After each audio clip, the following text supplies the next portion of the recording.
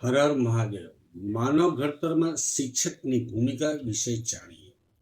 શિક્ષક એ માત્ર માહિતી આપનાર નથી, પણ જીવનનું ઘડતર કરનાર એક શિલ્પી છે.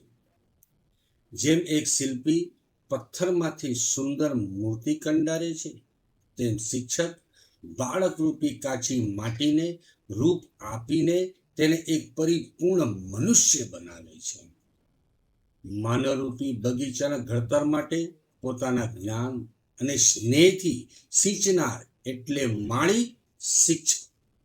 સ્વામી વિવેકાનંદના શબ્દોમાં કહીએ તો શિક્ષણ એ માનવીમાં રહેલી પૂર્ણતાનું પ્રગટીકરણ છે, અને આ પ્રગટીકરણ માટે નિમિત્ત બનનાર વ્યક્તિ એટલે ગુરુ. આમ એક મનુષ્યને સાચા અર્થમાં માનવ બનાવવાની પ્રક્રિયામાં શિક્ષકનું સ્થાન સર્વોપરી અને અત્યંત આદરણીય હોય છે. किसी ने क्या खूब कहा है, हर कोई टीचर नहीं बन सकता, हर कोई टीचर नहीं बन सकता, क्योंकि यह नौकरी नहीं, एक जिम्मेदारी है.